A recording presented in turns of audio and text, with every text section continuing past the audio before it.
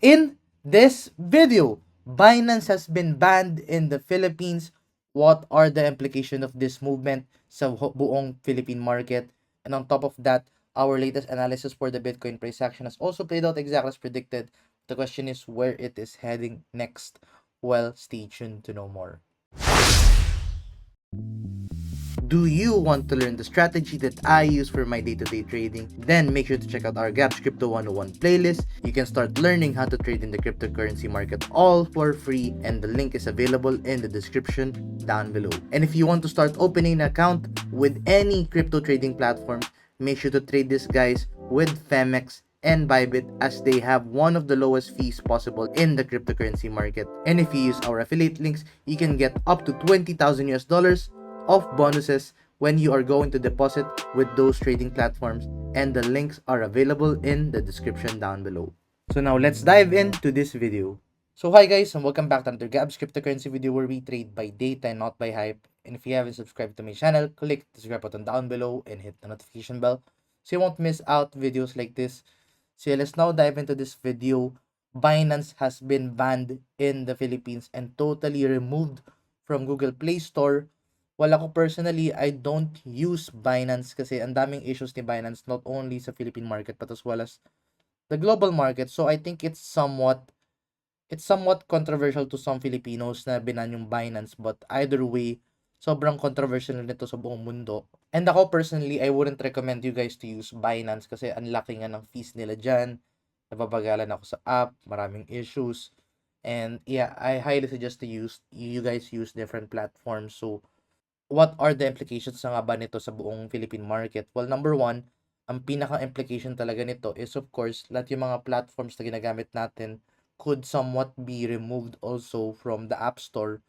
But this is what you have to take note. If na-download yun naman na yung platform, then I don't think it's going to be an issue. So as long as you have already that download and as long as may VPN ka, pwede mo siya ma-access sa browser pa din naman using VPN. But ayun nga, this is telling us na right now, it is pushing all platforms na kahit papano magkuha na ng kanilang license sa Philippines. And if I were you, if you do want to use platforms talaga, I suggest na you visit those platforms, yung community ng mga platforms. Then, tanongin nyo sa kanila, tanongin nyo sa mga moderators, ano ba yung plan ng platform na yun? Ano ba yung plan ng platform na yun para sa community nyo?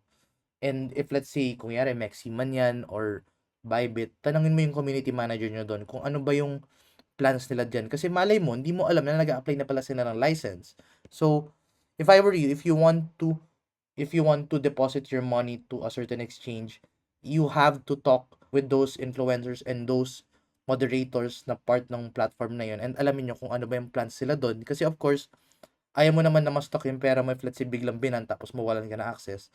Of course, ikaw pa yung mahihirapan doon. So, while this is a bad thing for all Filipinos na binaban ng mga platforms, I think this is also an opportunity din naman for other platforms na para makakapagkuha din ng license. And ako for my end, I certainly know some platforms na talagang kukuha na ng license. And right now, I'm focused with using platforms na talagang alam kong magagamit ko talaga at yung alam kong legal moving forward in the future. So, ayun guys, if you are stuck with this dilemma na kung ano bang apps yung gagamitin nyo, my recommendation is tanongin nyo yung mga moderators doon at alamin nyo kung ano ba yung mga plans na ginagawa ng mga platforms para sa kanila. Kasi if talagang affiliated naman yung mga influencers doon sa mga platforms na yun, then of course, sasabihan din ng platform kung ano yung magiging plans nga ng crypto exchange.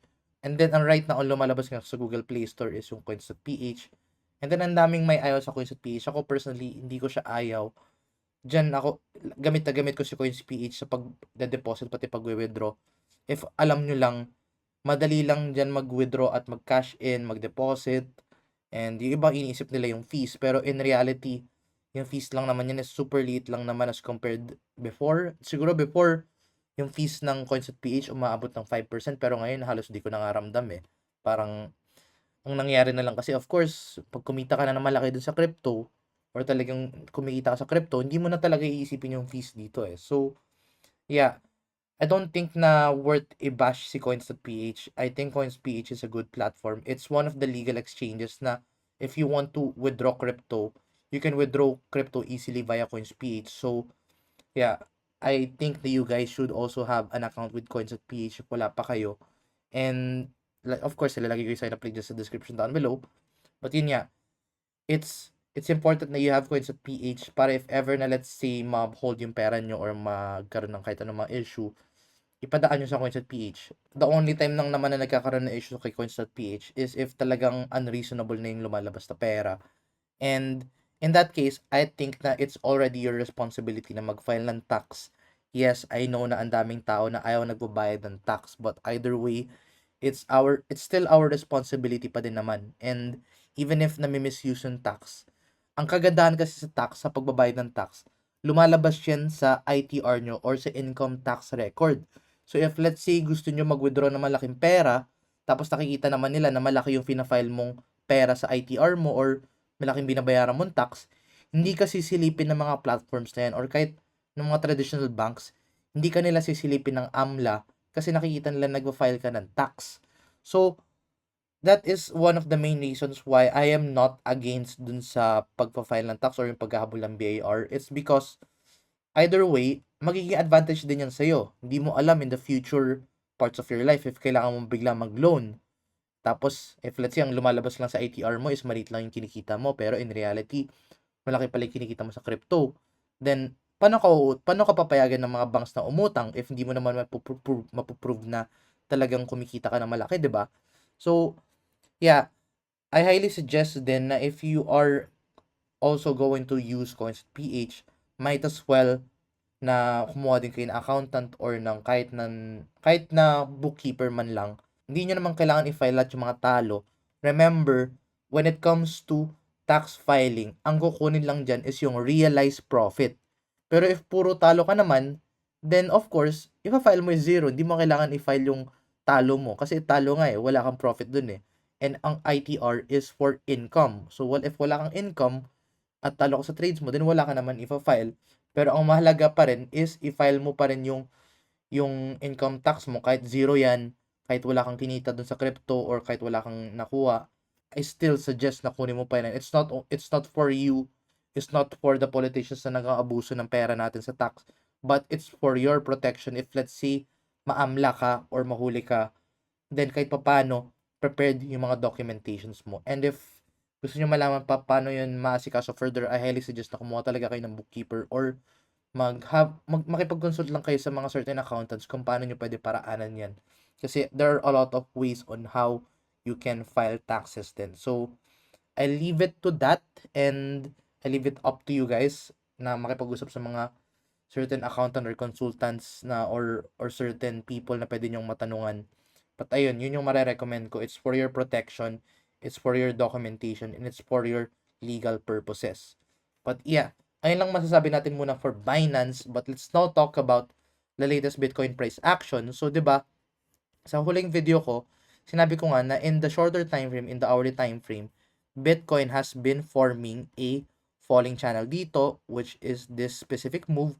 And then, di ba, sabi ko sa inyo, you have to watch out for this resistance if magkakaroon ng breakout above or if magkukontinue lang yung downtrend niya.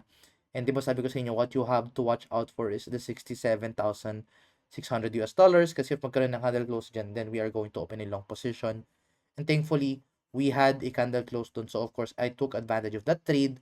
As you can see, I am already in profits ka dun sa trade na yon. But looking at the latest Bitcoin price action, di ba? Ang sabi ko sa inyong target una is 70K. Then lastly is the 72.2K. Unfortunately, hindi tayo umabot sa 72.2K but na-meet natin yung first target natin which is the 70K. So, congratulations if you were able to take advantage of that trade. And then after that trade nga, diba, sinabi ko nga dun sa Facebook post ko na yun na mag-open din ako ng short position for the short term following the hourly time frame bearish divergence. Kasi we're going to look at the latest Bitcoin price action. Nagkaroon din tayo dito ng increasing price while RSI is declining. So those are traditional signs of a bearish movement or a bearish pattern to the downside. So that has played out exactly as predicted. So we also took advantage of that short position. And as you can see, dito sa comment section ko nilagay, I also was in profits nga dun sa latest trade na yon. Right now, what is next for the Bitcoin price action?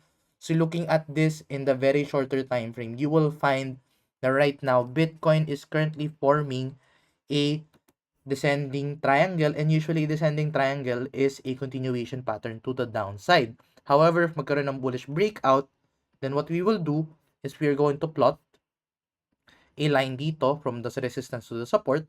Then lagyan natin siya sa possible point of breakout. And then you will find na ang magiging target natin dito is going to be the 69.7K. So right now, I have opened a long position dito and I have placed my stop loss roughly below the 68.7K around this area. And ayun nga, ang magiging target ko ngayon dito is number 1, it has to break first the 68.9K. So baka ang gawin ko ngayon, maglalagay ako ng take profit area muna na partial sa 68.9K. Siguro 69K to be exact. 69K yung first take profit area. Next take profit area is going to be the 69.2, 69,250, around that area. Then yung magiging final target ko is going to be the 69.7K. So, yun yung magiging next trade ko dito for the very short term. And take note, you have to place a stop loss dito and you have to watch out for the 69K kasi dito may crucial resistance na nag-form, and if we are going to get rejected ulit dyan, it's much better na makapag-secure tayo ng kahit na maliit na profits para if ever na mahit bigla yung stop loss o real stop natin, masasecure natin yung ating capital. So that is what I am now going to expect with the Bitcoin price action. And guys, if you want to trade Bitcoin with the lowest fees possible, make sure to trade this guys kay Wix, kasi kay Wix hindi mo kailangan ng VPN, unlike sa Binance na nakaban. Dito kay Wix, wala kayong kailangan ng VPN, and of course, no KYC required. Madali lang mag-deposit, maliit lang yung fees. Pwede kayo mag-open ng multiple short-term trades. So, yeah, I highly recommend guys na you guys use Wix, and my sign-up link is available guys in the description down below. But anyway, yun lang muna update natin for the time being. If you find this video useful and informative, please give this video a like, and I'll see you guys in the next video. Bye-bye for now.